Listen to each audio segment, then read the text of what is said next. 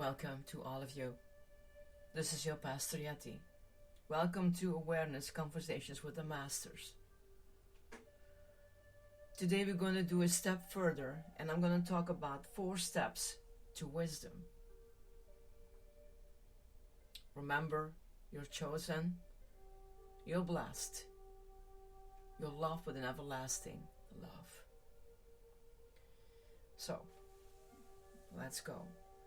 I think what you will hear will not always touch your brain and emotions positive, but it's the way that the 4 steps will give you an insight how to deal in our thinking and our emotions and acting.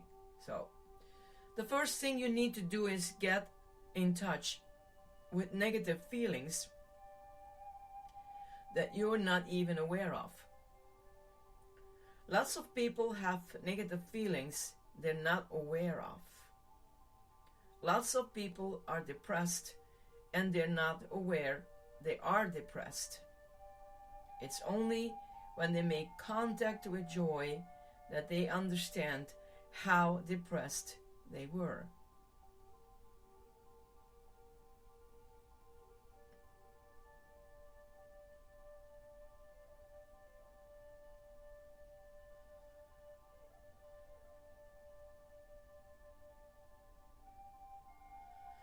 The first thing you need is awareness of your negative feelings.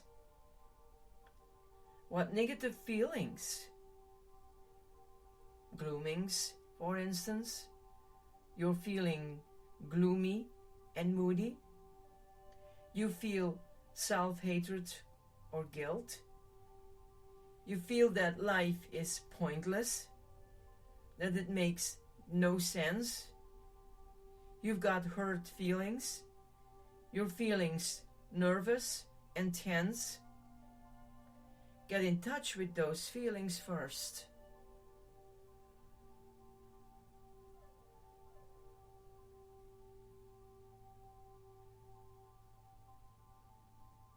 We need to be aware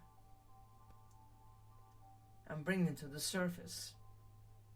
The second step is to understand that the feeling is in you, not in reality.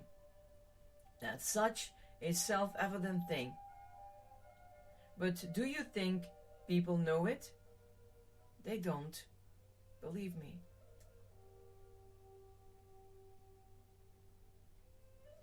They've got PhDs and are presidents of universities, but they haven't understood this.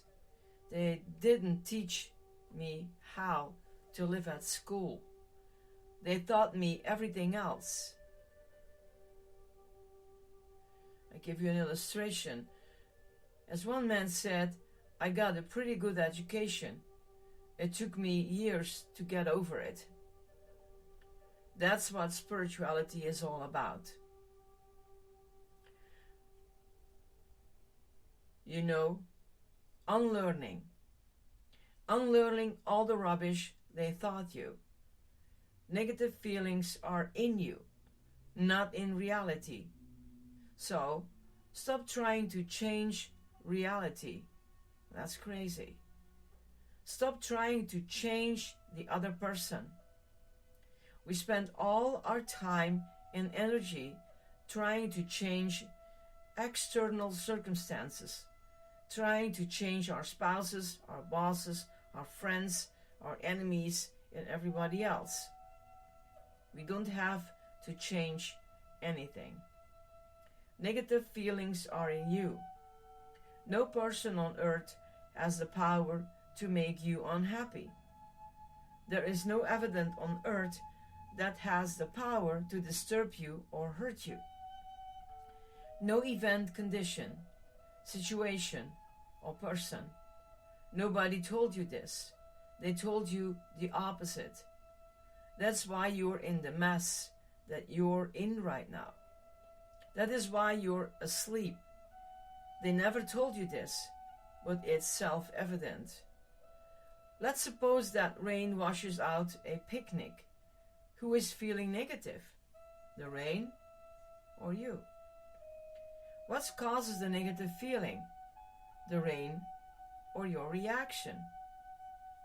When you bump your knee against the table's fine. It's busy being what it was made to be, a table. The pain is in your knee, not in the table. The mystics keep trying to tell us that reality is all right. Reality is not problematic. Problems exist only in the human mind. We might add, in the stupid, sleeping human mind. Reality is not problematic. Take away human beings from this planet, and life will go on. Nature will go on in all its lovingness and violence. Where would be the problem be? Where would the problem be? No problem. You created the problem. You are the problem. You identified with me, and that is the problem. The feeling is in you, not in reality. The third step. Never identify with that feeling. It has nothing to do with the I. Don't define your essential self in terms of that feeling. Don't say, I am depressed. If you want to say, it is depressed, that's all right. If you want to say depression is there, that's fine. If you want to say gloomness is there, that's fine. But not, I am gloomy. You're defining yourself in terms of the feeling. That's your illusion. That's your mistake. There is a depression there right now. There are hurt feelings there right now. But let it be. Leave it alone. It will pass. Everything passes. Everything. Your depressions and your thrills have nothing to do with happiness. Those are the swings of the pendulum. If you see kicks or thrills, get ready for depression. Do you want your drug? Get ready for the hangover. One end of the pendulum swings to the other. This has nothing to do with I. It has nothing to do with happiness. It is the me. If you remember this, if you say it to yourself 1,000 times, if you try these 3 steps 1,000 times, you will get it. You might not need to do it even 3 times. I don't know. There's no rule for it. But do it 1,000 times and you'll make the biggest discovery in your life. To hell with those gold mines in Alaska. What are you going to do with that gold? If you're not happy, you can't live. So, you find gold. What does it matter? You're a king. You're a princess. You're free. You don't care anymore about being accepted or rejected. That makes no difference. Psychologists tell us how important it is to get a sense of belonging. Baloney. Why do you want to belong to anybody? It doesn't matter anymore.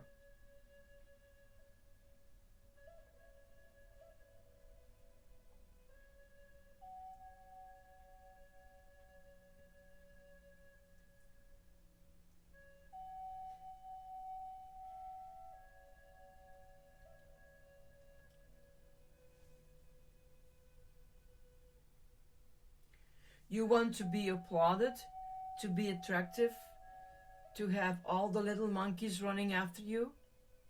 You're wasting your life. Wake up. You don't need this. You can be blissfully happy without it. Your society is not going to be happy to hear this because you become terrifying when you open your eyes and understand this. How do you control a person like this? He doesn't need you. His need threatens by your criticism. He doesn't care what you think of him or what you say about him. He's cut all those strings. He's not a puppet any longer. It's terrifying. So we've got to get rid of him. He tells the truth. He has become fearless. He has stopped being human. Human, behold. A human being at last. He broke out of his slavery, broke out of their prison. No event justifies a negative feeling. There is no situation in the world that justifies a negative feeling. That's what all our mystics have been crying themselves hoarse to tell us, but nobody listens. The negative feeling is in you. In the Bhagavad Gita, the sacred book of the Hindus, Lord Krishna says to Arjuna, plunge into the head of battle. In the heat. I will repeat myself. Plunge into the heat of battle and keep your heart at the lotus feet of the Lord. A marvelous sentence. You don't have to do anything to acquire happiness. The great Meister Eckhart said very beautiful. God is not attained by a process of additions to anything in the soul, but by a process of subtraction. You don't do anything to be free. You drop something, then you're free.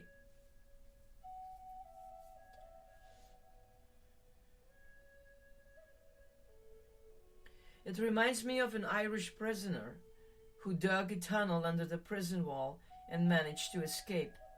He comes out right in the middle of a school playground where little children are playing. Of course, when he emerged from the tunnel, he can't restrain himself anymore and begins to jump up and down, crying, "I'm free!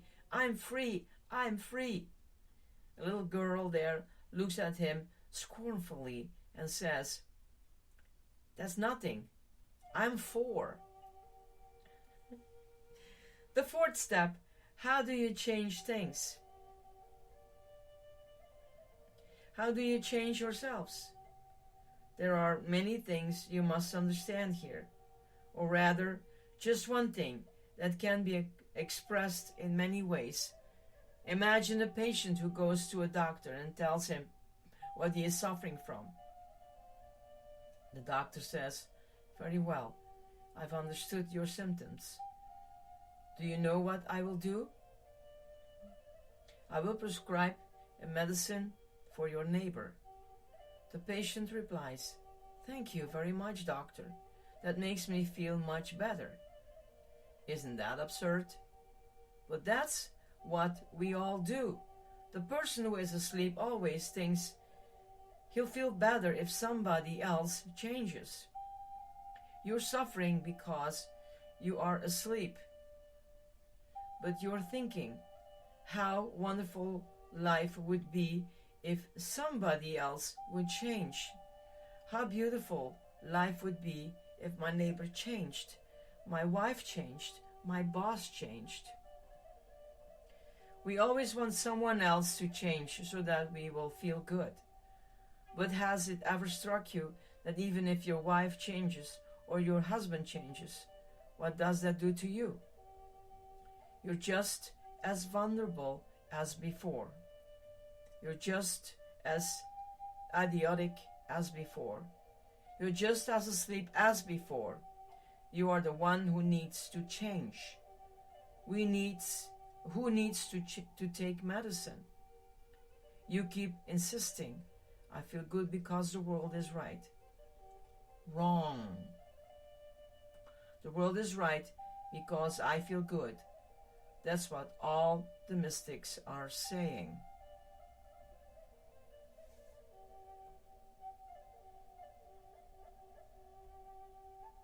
Wow.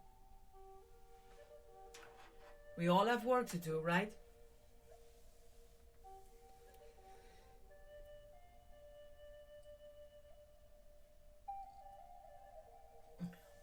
We have to become more aware of the I.